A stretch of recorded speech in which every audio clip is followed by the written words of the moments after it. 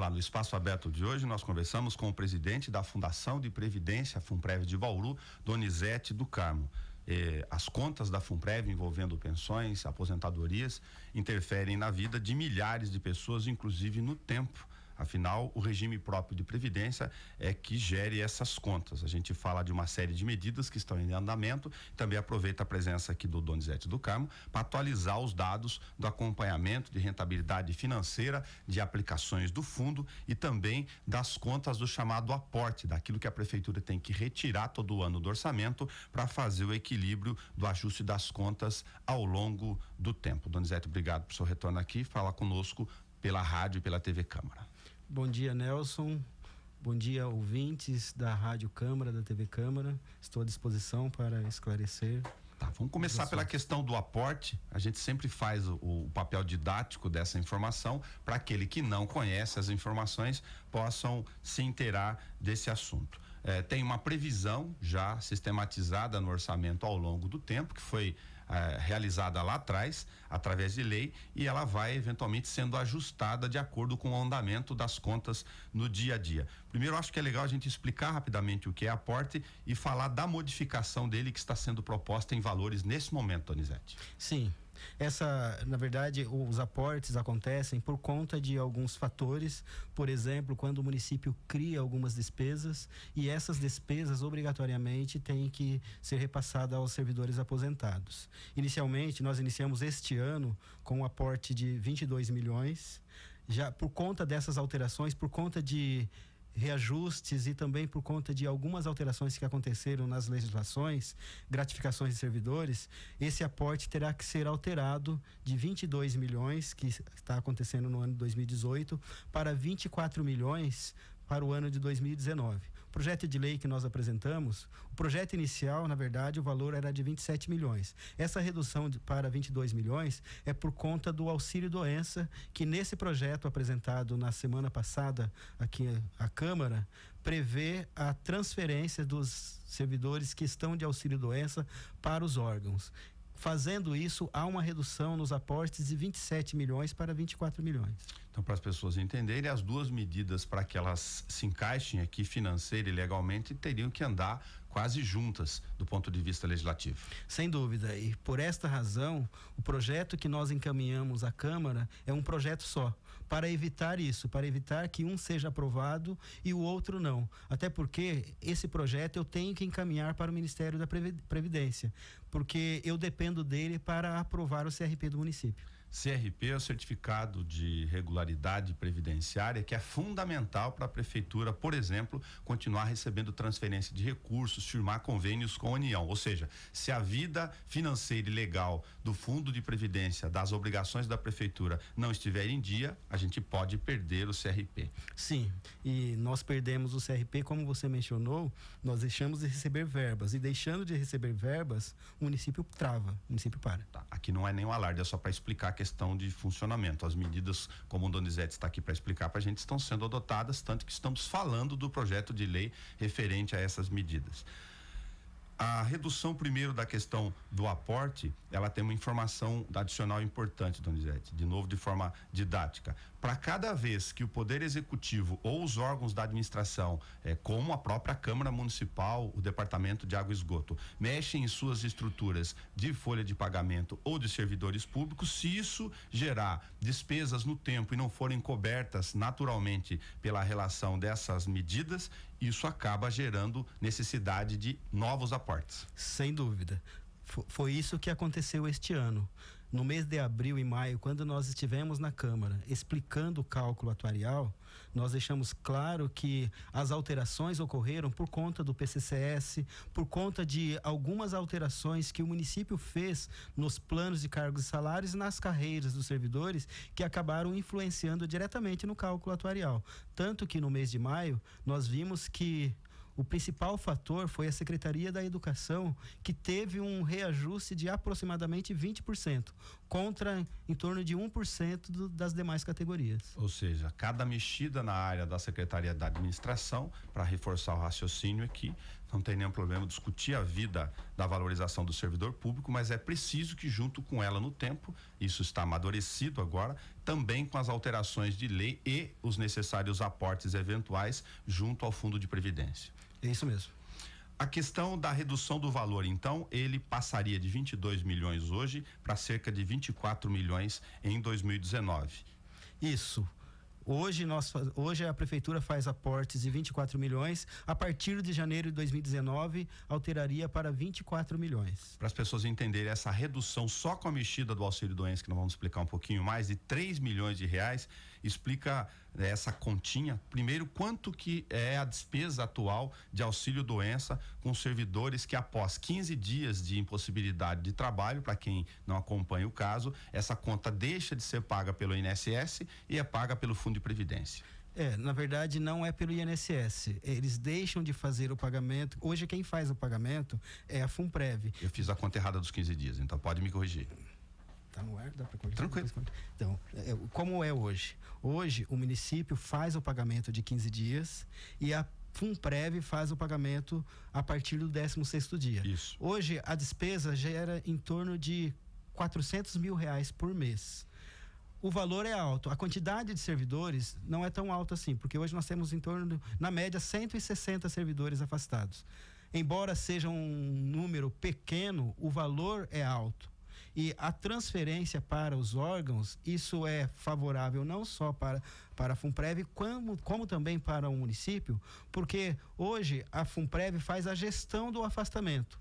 E o município deveria fazer a gestão desses servidores, deveria, na verdade, criar um plano de recuperação desses servidores. A partir do momento que você transfere ao município, essa conta para o município ele terá que fazer essa gestão de um plano de recuperação e vai contribuir de forma rápida e favorável ao município. Alguém possa estar se perguntando, mas se essa conta hoje era do Fundo de Previdência, por que vai, aspas, onerar o caixa do município? Primeiro, é uma determinação do Ministério da Previdência para cumprimento do ajuste de normas ao longo do tempo, daí o projeto de lei.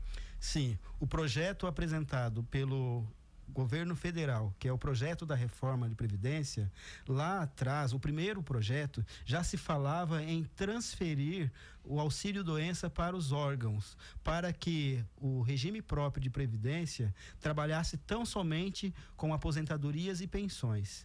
Então, nós pensamos nisso na hora de fazer essa sugestão ao prefeito. Ok.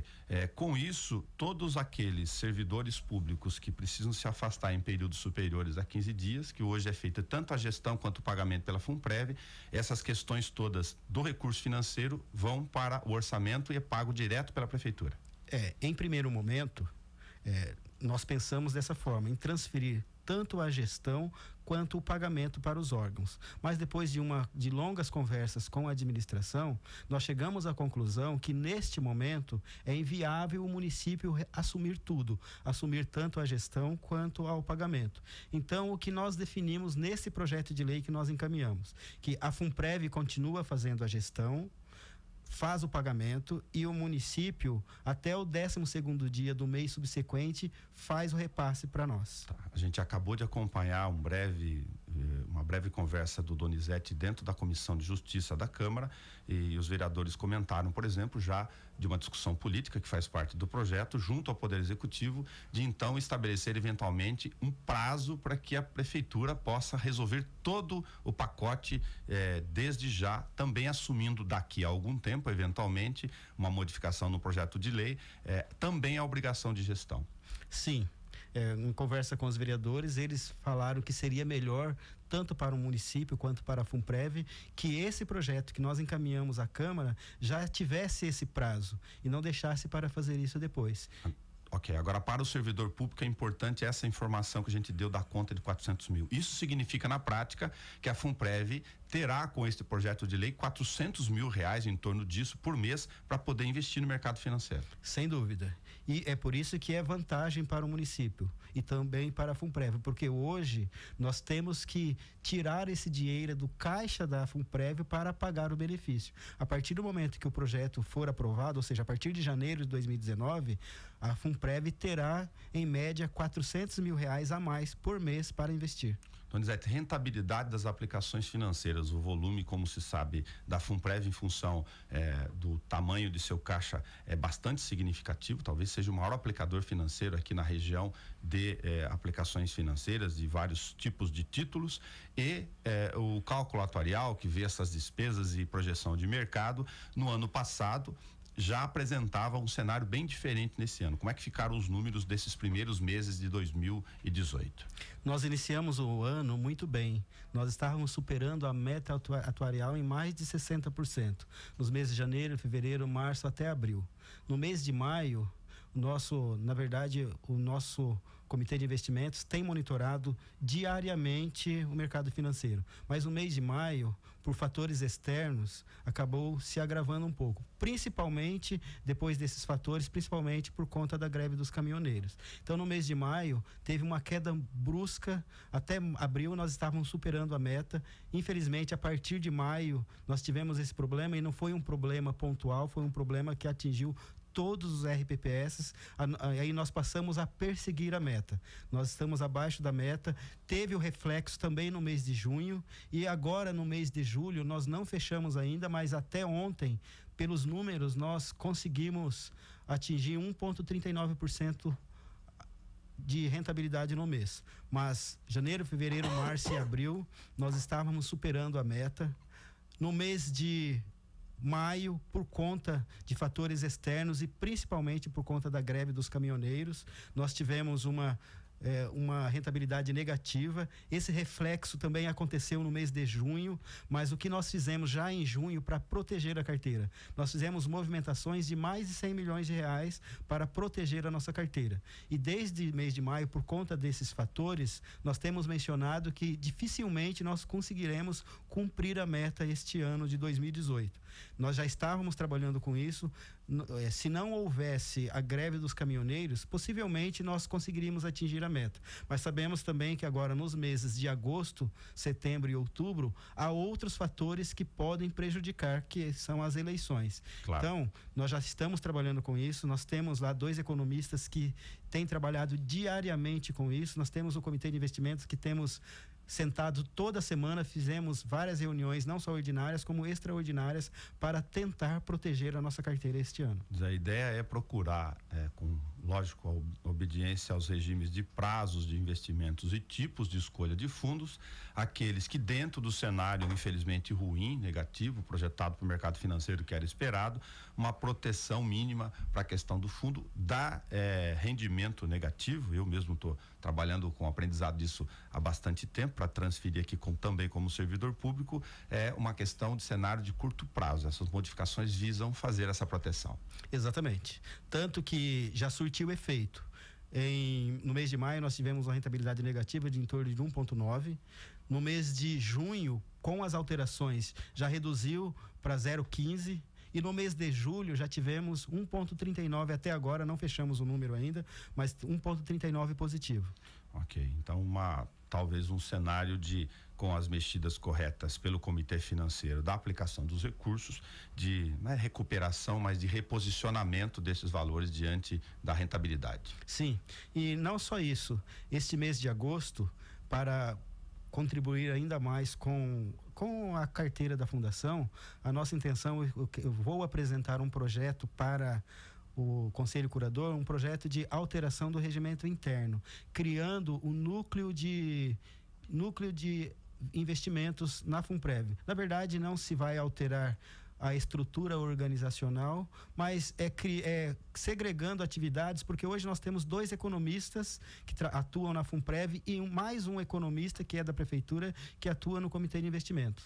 Criando esse núcleo de investimentos, o que vai acontecer? Eu vou deixar um economista trabalhando durante 8 horas por dia, monitorando o mercado financeiro e monitorando os nossos investimentos. Então, qualquer alteração que se tiver que fazer, Então nós teremos mais agilidade, as alterações serão mais céleres do que é hoje. Até porque hoje pelo comitê não é full time do ponto de vista do horário comercial esse acompanhamento, então. O acompanhamento do comitê não, mas o acompanhamento dos economistas, sim. No entanto, tem que se dividir as atividades. Tem atividade financeira com atividade de gestão financeira, gestão administrativa e também de gestão de investimentos. A partir do momento que se criar esse núcleo, que nós vamos apresentar ainda este mês para o Conselho Curador, nós vamos ter um servidor atuando diariamente com isso, durante 8 horas por dia, trabalhando com investimentos. Isso vai ajudar tanto a Funprev como o Comitê de Investimentos e também o Conselho Curador. Para os milhares de servidores que acompanham a questão do fundo, porque eles interferem, lógico, na possibilidade da Funprev sustentar ao longo do tempo o seu caixa, os pagamentos de aposentadorias, mas também para a população, porque envolve eventual mudança no orçamento, toda vez que o cálculo atuarial que vê as despesas e receitas é realizado, Donizete. Se hoje a rentabilidade não interfere mais nas contas da prefeitura do ponto de vista de cumprimento de lei fiscal, foi uma modificação feita pelo Tribunal de Contas, mas essas contas da rentabilidade e do cumprimento da meta, elas podem aparecer ou serão consideradas para efeito do novo cálculo para o ano que vem. Sim, a rentabilidade é um dos fatores. Se nós tivermos a rentabilidade negativa, ela pode contribuir negativamente com o cálculo atuarial. Ela é um dos fatores que acaba contribuindo de forma positiva ou de forma negativa. Hoje ela não é a mais importante dos indicadores, então. Sim, hoje, na verdade, ela nunca foi a mais importante. Ok. Ela nunca foi a mais importante. O que reflete diretamente com o cálculo atuarial são os reajustes, na verdade, são criações de gratificações que o município acaba criando e tem que repassar para os aposentados com direito à paridade. Infelizmente, a conta vem sempre no ano seguinte. Tá, o dado aqui objetivo, então, para a gente lembrar, a gente já conversou sobre isso, a necessidade de revisão da legislação de planos e cargos e salários nestes que a gente chama de gatilhos que ao longo do tempo podem e vão gerar novas despesas, como aconteceu recentemente com professores na área de educação, por exemplo. Sim. É importantíssimo que se faça essas revisões, até porque sabemos que o município contratou uma empresa para verificar isso. É importantíssimo porque quem paga a conta no final não é o município, é o próprio servidor. Porque muitas vezes eu como servidor de carreira também, gostaria de ter um salário melhor. Mas infelizmente por conta disso acaba prejudicando, porque se nós olharmos hoje os PCCS, o ano passado quando nós recebemos o cálculo atuarial, nós vimos que tivemos categoria que teve 1% de aumento, de reajuste, enquanto outras categorias tiveram mais de 20% de aumento real. Isso acaba prejudicando na conta no final do ano do cálculo atuarial. Um desequilíbrio aplicado através de vantagens previstas na lei. Sem dúvida. E infelizmente essas vantagens que são previstas nas leis nem sempre tem a prévia do cálculo atuarial, que é importantíssimo para que se não crie esse rombo no final. Aliás, essa é uma regra de maturidade que o Donizete, na gestão da Funprev aqui para fazer justiça, vem trabalhando há um bom tempo já nesse assunto. O último, recentíssimo, quentíssimo exemplo disso é a iniciativa do prefeito de enviar para a Câmara e retirar o projeto logo em seguida, quando foi argumentado sobre isso, de possibilidade de transformar a Endurbe, que hoje é seletista pelo regime da CLT, os funcionários não são estatutários, para uma autarquia. E isso tem uma série de repercussões no tempo, inclusive de forma permanente, caso esse projeto de lei seja aprovado do ponto de vista previdenciário. Aí tomou-se a iniciativa de retirar o projeto de lei pelo Executivo e encaminhar primeiro um estudo para que a Funprev verifique esta projeção de gastos no tempo. Sim, esse projeto ele será encaminhado à Funprev. Eu dei uma olhada nele pelo Diário Oficial. Já tinha visto esse projeto no início, quando ele começou a andar, teve algumas alterações, mas o prefeito ficou de encaminhar o projeto de lei à Funprev para que nós fizéssemos essa prévia. Ok.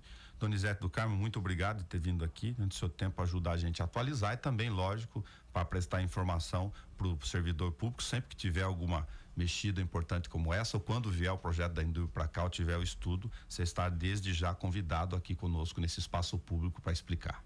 Eu agradeço também a possibilidade de estar aqui, a oportunidade de estar aqui, e quando precisar estarei à disposição. Muito obrigado, eu sou Nelson Gonçalves e conversei com você pela rádio e pela TV Câmara com o presidente da FUNPREV, Donizete do Carmo. Até o nosso próximo Espaço Aberto.